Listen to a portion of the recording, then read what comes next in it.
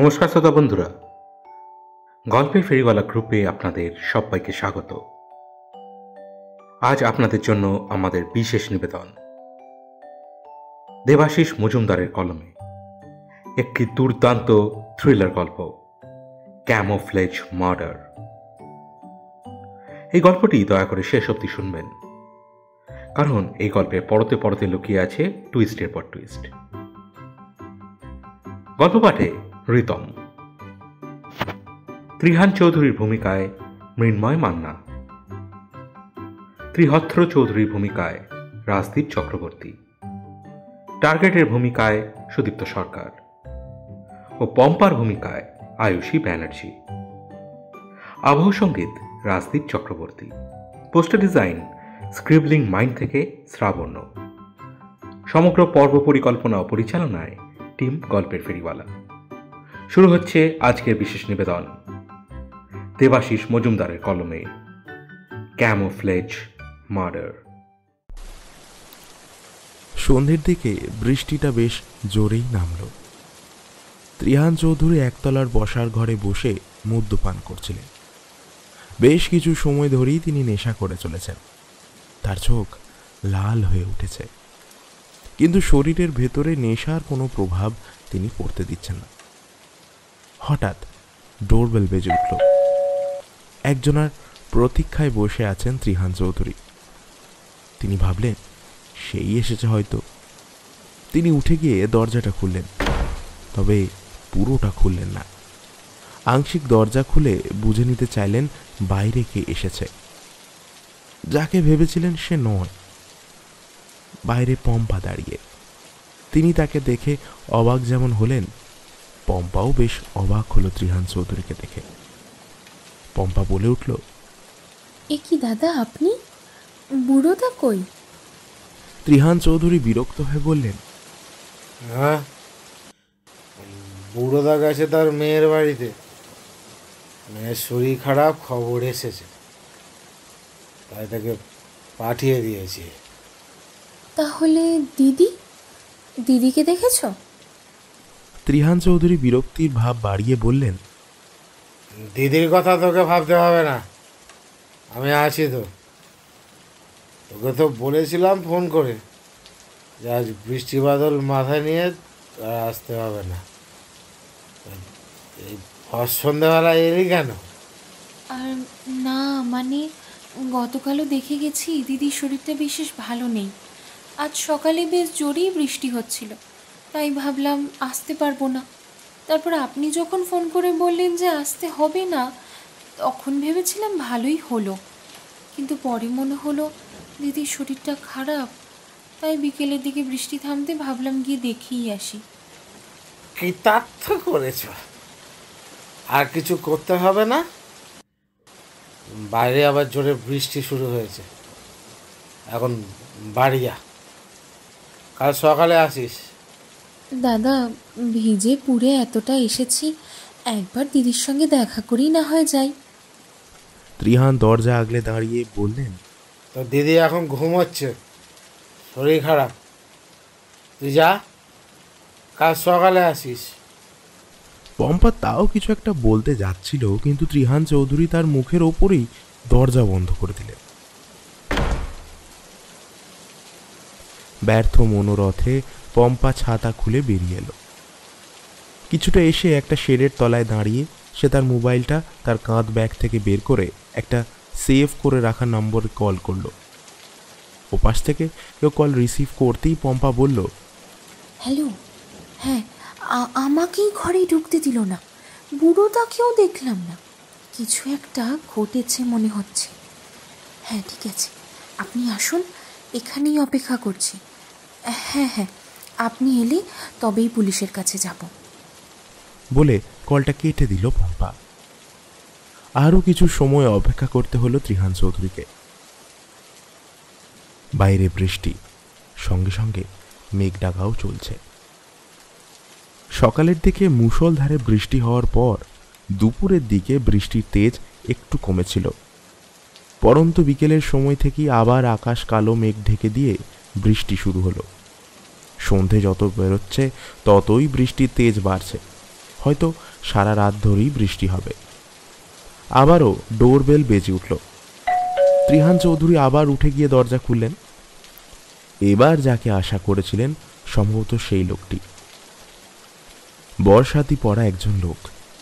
একে আগে কোনোদিনও দেখেননি লোকটি। বলল, ত্রিহান চৌধুরী তো? ত্রিহান চৌধুরী মাথা নেড়ে বললেন, আপনি কি টার্গেট? লোকটা মাথা নেড়ে সম্মতি জানালো। ত্রিহান চৌধুরী দরজা থেকে সরে দাঁড়ালেন। টার্গেট ভেতরে ঢুকে এলো। বসার ঘরে এসে বর্ষাতিটা সে খুলে ফেলল। তারপর টেবিলে রাখা মদের বোতল ধরে ঢক ঢক করে বোতলের বাকি মদটা গলায় ঢেলে নিয়ে বলল, আহ, বাইরে বৃষ্টির জন্য বেশ ঠান্ডা পড়েছে, তাই গলাটা ভিজিয়ে শরীরটা গরম করে নিলাম। ত্রিহান চৌধুরী অবাক হয়ে বললেন, কিন্তু তা বলে একদম ডাইরেক্ট বোতল থেকে? আমার ওভাবেই গলা ভেজানোর অভ্যাস। কিন্তু টার্গেট নামটা তো বেশ অদ্ভুত। আপনি নিশ্চয়ই আমার নাম নিয়ে গবেষণা করার জন্যে আমাকে এখানে ডেকে পাঠাননি। আমাদের লাইনে আসল নাম কাউকে জানাতে নেই। আমার কাজ আমার টার্গেট, কর্মই আমার ধর্ম। তাই আমার নামও টার্গেট আর কাজও টার্গেট। তাই ফালতু না হেজিয়ে কাকে টার্গেট করতে হবে বলুন। আপনি যে এভাবে ডার্ক ওয়েবে টার্গেট নামে প্রোফাইল তৈরি করে সরাসরি নিজের কাজের কথা প্রকাশ করেন, এতে ভয় লাগে না? মানে ওই পুলিশের চোখে পড়ে গেলে তো। সেই জন্যই তো সোশ্যাল মিডিয়া নয়, ডার্ক ওয়েবে নিজের কাজের প্রচার করি। নইলে আপনাদের মতো ক্লায়েন্টদের কাছে পৌঁছাবো কি করে? আরে এটা তো আমার বিজনেস। ক্লায়েন্ট ছাড়া বিজনেস চলবে কি করে? যাই হোক, এবারে আমার ইন্টারভিউ নেওয়া বন্ধ করে বলুন কি করতে হবে। টার্গেট কে? কাজ দেওয়ার আগে ভালো করে যাচাই করে নেব না, যাতে পরে কোনো সমস্যা না হয়। এখনো পর্যন্ত 22 জন টার্গেট ডাউন করেছি, কোথাও কোনো সমস্যা হয়নি। আমার ক্লায়েন্টরা আমার কাজে খুশি আর আমি খুশি পেমেন্টে। টার্গেট আপনি দেবেন আর পেমেন্ট আমি ঠিক করব। ঠিক আছে, যাকে মারতে হবে তার নাম ত্রিগত চৌধুরী, আমার সৎ ভাই। সৎ ভাইকে মারতে চাইছেন কেন? সেটা জানা কি খুব দরকার? আপনিও যে আমার সাথে কোনো গেম খেলছেন না বা এটা পুলিশের কোনো ফাঁদ নয়, সেটা জানাও তো আমার দরকার। বেশ, বলছি, কিন্তু সব যেন গোপন থাকে। আমার স্ত্রী আর আমার সৎ ভাইয়ের মধ্যে গোপন সম্পর্ক আছে। আমার পিছনে তারা সব রকমের পাপ কাজ করেছে, আমাকে অন্ধকারে রেখে দিনের পর দিন। তাই আমি আর ওই শয়তানটাকে নিতে পারছি না। ওকে খতম করে দিন। টাকার অ্যামাউন্ট আপনি যা বলবেন। টার্গেট একটু ভাবল, তারপর বলল, 5 লাখ। টার্গেটের ছবি আর ঠিকানা দিন, 2 দিন অবজার্ভ করে জায়গা মতো খতম করে দেবো। ত্রিহান চৌধুরী ঘরের এক পাশে রাখা একটি দরজার দিকে এগোলেন। ড্রেসিং গাউনের মধ্যে থেকে একটা চাবি বের করে দেরাজের লক খুলে পাল্লা খুলে ভেতর থেকে একটা ব্রাউন পেপার খাম বের করে আনলেন। তারপর সেটা টার্গেটের দিকে এগিয়ে দিয়ে বললেন, এতে 6 লাখ আছে, পুরোটাই আপনার, দেখে গুনে নিন। তবে আমার ভাইয়ের কোনো ফটো বা ঠিকানা আমি দেব না, কারণ কাজটা আপনাকে আজ এখানেই করতে হবে। আর কিছু সময়ের মধ্যেই সে এখানে এসে পড়বে। আমার সামনেই তাকে খতম করতে হবে। টার্গেট টাকার প্যাকেটটা দেখে বেজায় খুশি হলো। এবার অবাক হয়ে বললেও, আজই কাজ করতে হবে? কিন্তু আমি তো ঠিক প্রস্তুতি নিয়ে আসিনি। ত্রিহান চৌধুরী সন্দিহান চোখে টার্গেটের দিকে তাকিয়ে বললেন, কিন্তু আপনার বিজ্ঞাপনে যে আপনি বলেছেন যে আপনি অতিরিক্ত টাকা নিয়ে ক্লায়েন্টের পছন্দ মতো জায়গাতেও কাজ করে থাকেন, আমি আপনাকে 1 লাখ টাকা অতিরিক্ত দিয়েছি। কাজটা আজ এখানেই করতে হবে। ঠিক আছে, হয়ে যাবে, কিন্তু লাশ সরাবে কে? ওসব নিয়ে ভাবতে হবে না, আমি সব ভেবেই রেখেছি। আপনি শুধু কাজটা করবেন, লাশ সরানোর দায়িত্বটা আমার। ঠিক আছে, কিন্তু আপনার সৎ ভাই এখানে আসছেন কেন আজ এই ঝড় বৃষ্টির মধ্যে? কারণ তাকে আমি টোপ খাইয়েছি। তাকে বলেছি যে আমার স্ত্রী তার প্রেমিকা খুব অসুস্থ, তাই সে ছুটে আসছে নিজের প্রেমিকাকে দেখতে। বললাম না, সব রকম মাত্রা ছাড়িয়ে গেছে ওরা। ঠিক আছে, কাজ হয়ে যাবে। যতক্ষণ না আপনার ভাই এখানে এসে পৌঁছচ্ছে ততক্ষণ আমি টাকাগুলো গুনে নিই। ও, আর একটা কথা, আপনার স্ত্রী কোথায়? তিনি সময় মতো কোনো বাওয়াল করবেন না তো? তাকে ঘুম পাড়িয়ে দিয়েছি, তাকে নিয়ে কোনো চিন্তা করতে হবে না আপনাকে। টার্গেট সোফায় বসলো পা ছড়িয়ে, তারপর খাম থেকে টাকার বান্ডেল বের করে গুনতে লাগলো। তারপর হঠাৎ মুখ তুলে ত্রিহান চৌধুরীকে উদ্দেশ্য করে তিনি বললেন, এত কঠিন একটা কাজ গছালেন, আলাদা করে একটু গলা ভেজানোর ব্যবস্থা করবেন না? সেই কখন বোতলের তলানির একটু গলায় ঢেলেছিলাম, গলা যে শুকিয়ে কাঠ। আরেক পাত্তর কি একটা গোটা বোতল নিয়ে আসুন না। সে আপনি না বললেও আমি ব্যবস্থা করে রেখেছি। আমি জানি এসব কাজে ওসবের দরকার হয়। আপনি টাকা গোনা শেষ করুন, আমি গলা ভেজানোর ব্যবস্থা করছি। ত্রিহান চৌধুরী ভেতরের ঘরে চলে গেলেন। কিছুটা টাকা গোনার পরই ডোরবেল বেজে উঠল। বারবার করে ডোরবেল বাজতে থাকলো। ত্রিহান চৌধুরী বাইরে এলেন না। অগত্যা ধ্যাত্তেরি বলে টাকা গোনা থামিয়ে টার্গেটই উঠে গেল দরজা খুলতে। দরজা খুলতেই যিনি ভেতরে ঢুকলেন তার সঙ্গে ত্রিহান চৌধুরীর চেহারার বেশ মিল আছে। তিনি ঢুকেই টার্গেটকে দেখে অবাক হয়ে গেলেন। তারপর বললেন, আপনি কে? দাদা কোথায়? দাদা, দাদা! হাঁক দিয়ে ভেতরে যাওয়ার চেষ্টা করলেন ভদ্রলোক। টার্গেট তার পথ আটকে বলল, আপনি কে? ভদ্রলোক একটা ঝাঁঝালো আর অবাক দৃষ্টি দিয়ে টার্গেটের দিকে তাকালেন। তারপর বললেন, আমি ত্রিগত চৌধুরী, ত্রিহান চৌধুরীর ভাই। আপনি কে? টার্গেট হেসে বলল, কেউ না, একটা কাজে আপনার দাদার কাছে এসেছি। দাদা কোথায়? বৌদি কেমন আছেন? আপনার দাদা ভেতরের ঘরে গেছেন, আর আপনার বৌদির ব্যাপারে আমি কিছু জানি না। ত্রিগোত্র চৌধুরী ভেতরে যাওয়ার চেষ্টা শুরু করতেই একটা মদের বোতল হাতে ত্রিহান চৌধুরী ভেতরের ঘর থেকে সামনে বসার ঘরে চলে এলেন। তাকে দেখেই ত্রিগোত্র চৌধুরী বলে উঠলেন, এই যে দাদা, বৌদি কই? ত্রিহান চৌধুরী মুখ বেঁকিয়ে বললেন, খুব যে বৌদির প্রতি দরদ, লাজ শরমের মাথা খেয়ে বসে আছিস দেখছি। মানে?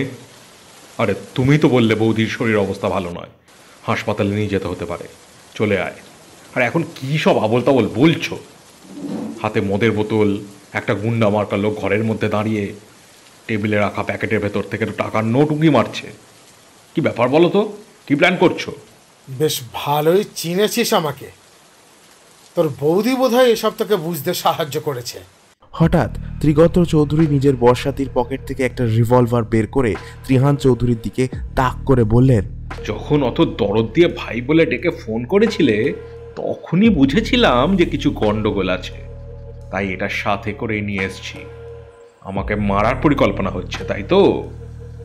বাবা আমাকে সব সম্পত্তি দিয়ে গেছেন, তাই আর সহ্য হচ্ছে না। তুমি লম্পট বলেই কিছু পাওনি। কিন্তু এখন কথা হচ্ছে বৌদি কোথায়, বুড়োদা কোথায়? সন্দেহ আমার আগেই হয়েছিল।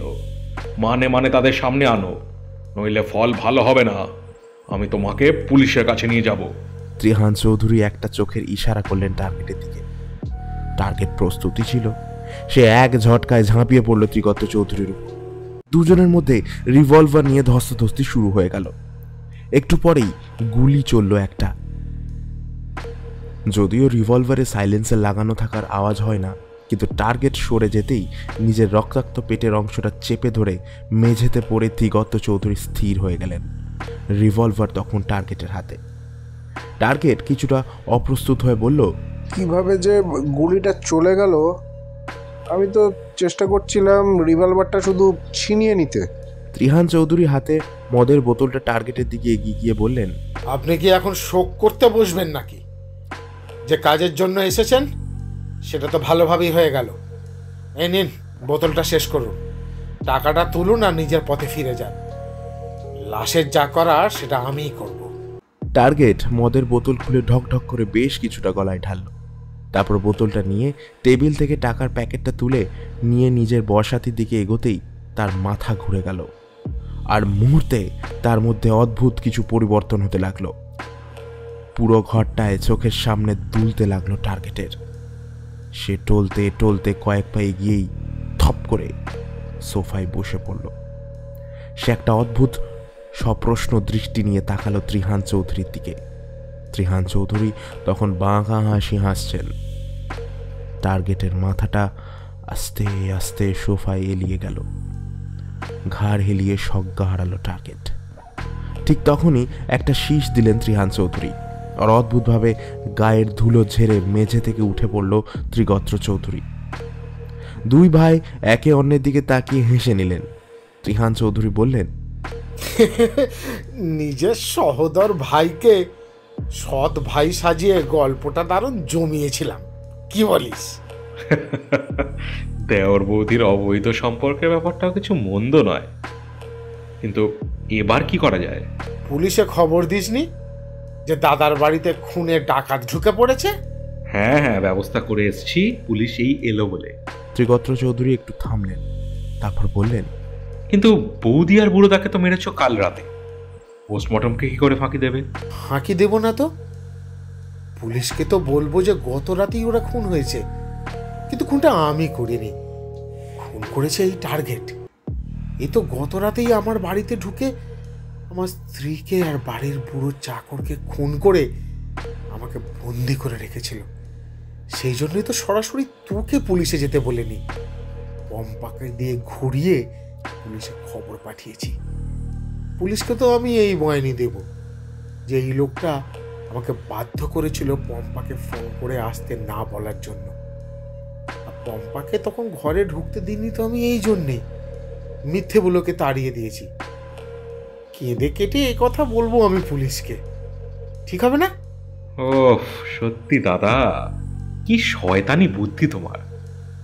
একেবারে স্বয়ং শয়তানের কাছ থেকে বুদ্ধি ধার করে এনেছ। কাজ এখনো শেষ হয়নি।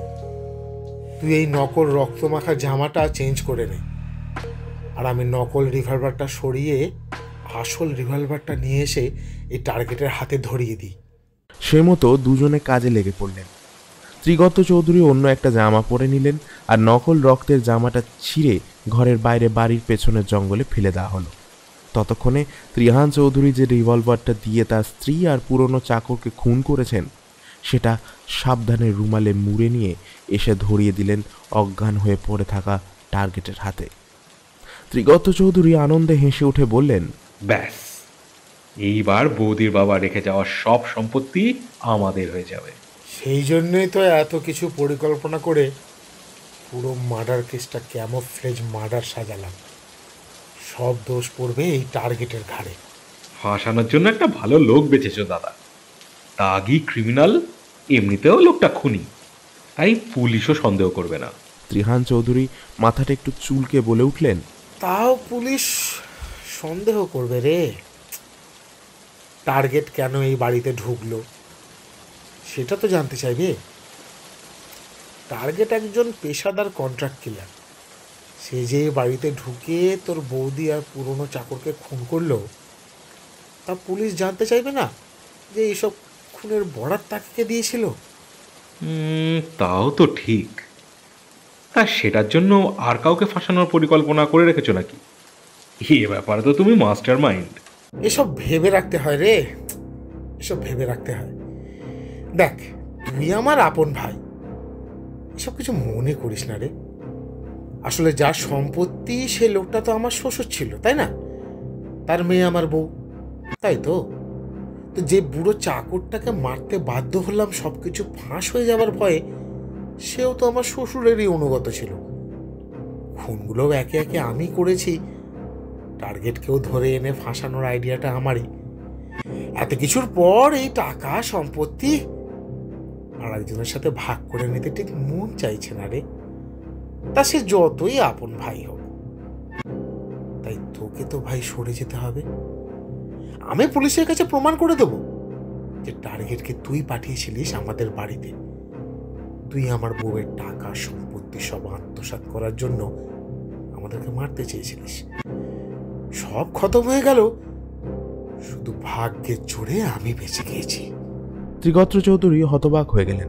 তিনি অবাক হয়ে বললেন, মানে এসব তুমি কি বলছো দাদা? কি আর করব বল, এসব করতে কি আর ভালো লাগছে রে? কিন্তু ভেবে দেখ, আমি নিজের স্ত্রীকেও তো মেরেছি, তাহলে তোকেই বা ছেড়ে দি কি করে? শোন, তুই এই খুনের দায় মাথায় নিয়ে জেলে চলে যা, তারপর আমি সব সম্পত্তির দখল নিয়ে জেলে গিয়ে তোকে না হয় একটু মিষ্টি খাইয়ে আসবো। দাদার জন্য এইটুকু তো আত্মত্যাগ করতে পারবি না? ত্রিগত্র চৌধুরী মুখটাকে বিকৃত করে নিয়ে বললেন, তুমি যে এত বড় অমানুষ হতে পারো তা আমি ভাবতেও পারিনি। কিন্তু তুমি পুলিশের কাছে কিচ্ছু প্রমাণ করতে পারবে না, কারণ আমি পম্পাকে থানায় পাঠিয়েছি। সে বলবে আমি তাকে থানায় পুলিশ ডাকার বুদ্ধি দিয়েছি। আমাকে ফাঁসাতে গেলে উল্টে আমি তোমার সব কীর্তি ফাঁস করে দিয়ে তোমায় খুনের দায়ে জেলে পাঠাবো। ওরে বোকা, তোর দাদা সব আটঘাট বেঁধেই কাজে নেমেছে। তোর বৌদির সাথে আমি কেমন ব্যবহার করি তা তো তুই জানিস। তোর সন্দেহ হয়, তাই তো তুই পম্পাকে আমাদের উপর নজর রাখতে বলেছিলিস। বুদ্ধিটা আমার হলেও পম্পা তো তা জানে না। সে তো সাক্ষী দেবে যে তুই তাকে আমাদের উপর নজর রাখতে বলেছিলিস। শুধু তাই না, আমি পম্পাকে অনেক আগেই ফোন করে বলেছিলাম যে আজকে আসতে হবে না। সেও তোকে তখনই জানিয়েছিল। আমারই বুদ্ধিতে তুই বিকেল পর্যন্ত অপেক্ষা করে তাকে খোঁজ নিতে এই বাড়িতে পাঠিয়েছিস। তার আগে তাকে আসতে বারণ করেছিস। কিন্তু সেটাও তো পম্পা জানে না যে বুদ্ধিটা আমারই। তার মানে সকালে তুই ইচ্ছা করে তাকে আসতে দিসনি। বুড়োদার নাম্বারে কল করে না পেয়েও তুই নিজে এখানে আগে আসিসনি। তার মানে তুই জানতিস এখানে টার্গেট ঢুকে খুন খারাপি করছে। বিকেলে পম্পাকে পাঠিয়েছিলিস যাতে টার্গেট তার কাজ করছে কিনা সে বিষয়ে নিশ্চিন্ত হতে পারিস। পম্পাকে থানাতেও পাঠিয়েছিলিস অনেক দেরি করে, আর সেটা করেছিস তুই নিজেকে ভালো সাজাবার জন্য। পম্পা আর পুলিশের সঙ্গে না এসে নিজে একা এখানে এসেছিস টার্গেটের অসমাপ্ত কাজ সমাপ্ত করার জন্য। আমাকে মারধর করেও সবকিছু নিজের নামে লিখিয়ে নিতে চেয়েছিস। আর ঠিক তখনই তোর আর টার্গেটের মধ্যে ঝামেলা হয়। তুই টার্গেটকে মেরে অজ্ঞান করে দিয়ে আমার উপর চড়াও হতে চেষ্টা করছিলিস, আর ঠিক তখনই পুলিশ এসে দেখে। তাছাড়া ডার্ক ওয়েবে আমি ওর সঙ্গে প্রথম যোগাযোগ করি যে প্রোফাইল থেকে, সেটাও ভুয়ো। যদিও সেখানে তোর কিছু আইডেন্টিটি ফিচার আমি ব্যবহার করেছি, তাই সেগুলো চেক করলে পুলিশ সন্দেহ তোকেই করবে। সবই আমার প্ল্যান, কিন্তু নিজেকে বাঁচাতে সব কৃতিত্ব আমি তোকে দিয়ে তোকে জেলে পাঠাবো। তুমি চলো ডালে ডালে, আর আমি চলি পাতায় পাতায়। তোমার মতন শয়তানেরই ভাই আমি, তাই তোমাকে পুরো বিশ্বাস আমিও করিনি। টাকার জন্য শুধু তোমার পরিকল্পনায় সাথ দিয়ে গেছি। আমার এই জামার বোতামে আগে থেকে একটা মিনি ভিডিও ক্যামেরা সেট করে এসেছি, আর আমার প্যান্টের পকেটে আগে থেকে একটা মিনি রেকর্ডার অন করা আছে। তুমি যখন ওই রিভলভার আনতে গিয়েছিলে তখনই আমি সব সেট করে নিয়েছি। তোমার সব কথা আর সব কীর্তি রেকর্ড হয়ে গেছে। তুমি যদি আমাকে ফাঁসাতে চাও তাহলে এই জামার বোতামে থাকা মিনি ভিডিও ক্যামেরা আর এই রেকর্ডার আমি পুলিশকে দিয়ে দেবো, তখন আমরা দুজনে একসাথে ফাঁসবো। তোমাকে ছাড়া যে আমার জেলে ভালো লাগবে না দাদা। ত্রিহান চৌধুরী একটু থমকে গিয়েই আবার হো হো করে হেসে উঠলেন। তারপর বললেন, দূর পাগল, আরে তুই আমার ছোট ভাই, তোকে কি আমি ফাঁসাতে পারি? আরে আমি একটু মজা করছিলাম, সারাদিন যা চিন্তা গেছে, একটু ভাবলাম মজা করি। পম্পাকে থানায় পাঠাতে বলার কারণ হলো যাতে আমরা হাতে একটু সময় পাই। মোবাইলে কল করে থানায় খবর দিলে পুলিশ তো আরও তাড়াতাড়ি এসে পড়তে পারতো, তাই না? থানায় গিয়ে রিপোর্ট লিখিয়ে সব বুঝিয়ে পুলিশকে ডেকে আনতে সময় লাগবে। তবে এতক্ষণে কিন্তু পুলিশ আসার সময় হয়ে গেছে। টার্গেটের জ্ঞান ফিরে আসার আগেই পুলিশ এসে পড়া ভালো। ত্রিগত্ত চৌধুরী নিজের হাত ঘড়ি দেখে বললেন, আরে চিন্তা করো না দাদা, মদের বোতলে মেশানোর জন্য যে ওষুধ আমি এনে দিয়েছি সেটার প্রভাব আরও কিছুক্ষণ থাকার কথা। ত্রিহান চৌধুরী সোফায় পড়ে থাকা টার্গেটের দিকে তাকিয়ে বললেন, লোকটা একটু নড়ে উঠলো মনে হলো। রিভলভারে এখনও 2টো বুলেট আছে। আমি ইচ্ছা করে রেখেছি ওকে ভালোভাবে ফাঁসানোর জন্য, কিন্তু জ্ঞান ফিরে এসে ওর হাতে লোডেড রিভলভার থাকা খুব ডেঞ্জারাস। দেখি তো একবার। বলে ত্রিহান চৌধুরী টার্গেটের দিকে এগিয়ে গেলেন। ত্রিগত্ত চৌধুরী একটু অন্যমনস্ক হয়ে নিজের হাত ঘড়িতে চোখ রাখলেন। ত্রিহান চৌধুরী টার্গেটের কাছে গিয়ে হাত রিভলভার ধরা হাতটা নিজের হাতে তুলে নিয়ে সেটা দ্রুত তাক করলেন অন্যমনস্ক ত্রিগত্তর দিকে। তারপর নিজের তর্জনী টার্গেটের রিভলভারের ট্রিগারের ওপর থাকা তর্জনীর ওপর রেখে ট্রিগার টিপে ফায়ার করে দিলেন। লক্ষ্য ভুল হয়নি। ত্রিগত্রকে হতবাক করে বুলেট গিয়ে লাগলো তার বুকে। ত্রিগত্র হতবাক হয়ে ত্রিহান চৌধুরীর দিকে তাকিয়ে ধপ করে মেঝেতে আছাড় খেয়ে নিথর হয়ে গেলেন। ত্রিহান চৌধুরী ধীরে ধীরে ত্রিগত্তর দিকে এগিয়ে এসে তার দেহর সামনে বসে পড়ে বললেন, এত সব কিছুর পর আর তোকে বাঁচিয়ে রাখা গেল না রে ভাই। এখন গল্প হবে বকরা নিয়ে, তোর আর টার্গেটের মধ্যে গোলমাল বাঁধে আর টার্গেট তোকে গুলি চালিয়ে মারে। আর টার্গেট একটু অন্যমনস্ক হতেই আমি ওকে জখম করে অজ্ঞান করে দিই। ত্রিহান চৌধুরী তাড়াতাড়ি ত্রিগত্তর জামার ক্যামেরা লাগানো বোতামটা ছিঁড়ে ফেলল। জামা থেকে আর প্যান্টের পকেট থেকে রেকর্ডারটাও বের করে সরিয়ে ফেললেন। তখনই বাইরে পুলিশের জিপের সাইরেন শোনা গেল। ত্রিহান চৌধুরী তাড়াতাড়ি ত্রিগত্তর জামার ক্যামেরা লাগানো বোতামটা ছিঁড়ে ফেললেন। জামা থেকে আর প্যান্টের পকেট থেকে রেকর্ডারটা বের করে সরিয়ে ফেললেন। তখনই বাইরে পুলিশের জিপের সাইরেন শোনা গেল। ত্রিহান চৌধুরী তাড়াতাড়ি দেওয়ালে কয়েকবার মাথা ঠুকে নিজের মাথায় একটা ক্ষতস্থান তৈরি করে চুল উস্কো খুস্কো করে নিলেন। তারপর বিধ্বস্ত অবস্থার ভান করে ছুটলেন দরজার দিকে।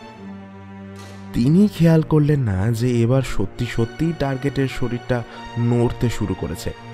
আস্তে আস্তে মাথা তুলল টার্গেট। তার শরীরে তখনও সব শক্তি ফিরে আসেনি। বাইরে সিঁড়িতে পুলিশের ভারী জুতোর আওয়াজ পাওয়া যাচ্ছে। ত্রিহান চৌধুরী প্রায় দরজার কাছে পৌঁছে গেছেন। লকের ওপর তিনি হাত রাখলেন লক ঘোরাবেন বলে। ঠিক তখনই টলমান মাথা কিছুটা সোজা করে হাতে থাকা রিভলভারটা তাক দিয়ে তাক করলেন টার্গেট এবং মুহূর্তের মধ্যে গুলি চালালো সে। সে অবস্থাতেও তার অভিজ্ঞ হাতে লক্ষ্যভ্রষ্ট হলো না। বুলেটটা গিয়ে লাগলো ত্রিহান চৌধুরীর ঠিক ঘাড়ের নিচে মেরুদণ্ডের ওপর। যদিও টার্গেট গুলিটা করতে চেয়েছিল তার একটু নিচে, গুলিবিদ্ধ অবস্থায় মেঝেতে উপুর হয়ে পড়ে গেলেন ত্রিহান চৌধুরী। তার হাত অবশ্য লকের পেঁচটা আগেই ঘুরে ফেলেছিল, তাই একই সাথে দরজাটা খুলে গেল। পম্পা যখন পুলিশ নিয়ে ঘরের মধ্যে ঢুকলো তখন সেই মুহূর্তে বুলেট শূন্য রিভলভার হাতে টার্গেট উঠে দাঁড়ানোর চেষ্টা করছে, আর দরজার কাছে গুলিবিদ্ধ অবস্থায় ত্রিহান চৌধুরী উপুর হয়ে পড়ে খাবি খাচ্ছেন। না, এই ঘটনাটা আসলে সত্যি পুলিশ সঠিকভাবে বুঝে উঠতে পারেনি। সবকটা খুনের দায় গিয়ে পড়েছে টার্গেটের ওপর। সে এক খুনি, তাই সে সন্ধ্যার ঘটনা সেও পুলিশকে সঠিকভাবে বুঝিয়ে উঠতে পারেনি। ডার্ক ওয়েবে ত্রিহান চৌধুরী তার সঙ্গে যোগাযোগ করেছিলেন। তাই টার্গেটের সঙ্গে ত্রিহান চৌধুরীর কোনো যোগাযোগের প্রমাণ পাওয়া যায়নি। আর পুলিশও ওই কেসের প্রতি খুব বেশি সময় নষ্ট করেনি। যখন খুনি হাতে নাতেই ধরা পড়ে গেছে, তখন আর ভেবে কি লাভ? ত্রিগত্ত চৌধুরী টার্গেটকে হায়ার করেছিল সেটাও পুলিশ মনে করেছে, যদিও টার্গেট এ ব্যাপারে তার স্টেটমেন্ট খুব পরিষ্কারভাবে দিতে পারেনি। মদে এমন কিছু মেশানো হয়েছিল যা শুধু অজ্ঞানই করে না, স্মৃতিশক্তি এবং মস্তিষ্কের ভারসাম্যেরও ক্ষতি করে দেয়। ফাঁসি না হলেও টার্গেট হয়তো কোনোদিনও আর জেল থেকে বেরোতে পারবেন না। তাছাড়া সময়ের সঙ্গে সঙ্গে তার মাথার রোগও ক্রমশ বৃদ্ধি পাচ্ছে। সেদিক থেকে দেখতে গেলে ত্রিহান চৌধুরী তার পরিকল্পনায় সফল। তার ঘৃণ্য ক্যামোফ্ল্যাজ মার্ডারের পরিকল্পনা সফল, কিন্তু মোক্ষম কাজটি করে তাকে শাস্তি দিয়েছে টার্গেটই, মৃত্যুর চেয়েও ভয়ঙ্কর শাস্তি। ত্রিহান চৌধুরীকে গুলিবিদ্ধ অবস্থায় হাসপাতালে পুলিশ নিয়ে আসলে ডাক্তার তার প্রাণ বাঁচিয়ে দিয়েছিলেন, আর সেটাই মৃত্যুর চেয়েও ভয়ঙ্কর শাস্তি হয়েছে ত্রিহানের। কারণ ত্রিহান সারা শরীর চিরকাল সম্পূর্ণ অসাড় হয়ে গেছে ওই এক গুলিতে। কমপ্লিট প্যারালাইজড অবস্থা। জীবন বলতে শুধু শুয়ে থাকা, শরীর নাড়ানো তো দূরস্থ, ত্রিহান চৌধুরী মুখও নাড়তে পারেন না। শরীরের সব মাংসপেশি নিশ্চল হয়ে শুধু প্রাণবায়ুটুকু থেকে যাওয়া। হাসপাতালের বিছানায় নিশ্চল ত্রিহান চৌধুরীর দু চোখ দিয়ে জল গড়িয়ে পড়ে, আবার নিজে থেকেই শুকিয়ে যায়। নিজের জঘন্য অপরাধের শাস্তি তিনি পেয়েছেন তার এই দুর্বিষহ জীবনের পরিণতির মাধ্যমে।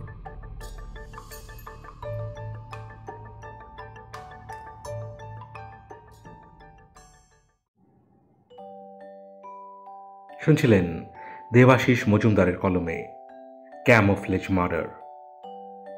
কেমন লাগলো আজকে গল্পটি? যদি ভালো লেগে থাকে অতি অবশ্যই ভিডিওটিকে লাইক করুন, ভিডিওটি শেয়ার করুন, যাতে আরও বেশি সংখ্যক লোকের কাছে আমরা পৌঁছতে পারি।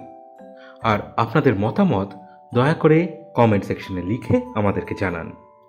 আর নতুন শ্রোতা বন্ধুরা দয়া করে চ্যানেলটিকে সাবস্ক্রাইব করে আমাদের পাশে থাকুন। দেখা হবে আগামী সপ্তাহে। আজ গল্প পাঠে ছিল রিতম, মৃন্ময়, সুদীপ্ত, আয়ুষী ও আমি রাজদীপ। ফিরব আগামী সপ্তাহে। ততদিন সবাই ভালো থাকবেন, সুস্থ থাকবেন, আর অবসর সময় অতি অবশ্যই শুনতে থাকবেন গল্পের ফেরিওয়ালা গ্রুপের নানান অডিও স্টোরিজ। ধন্যবাদ।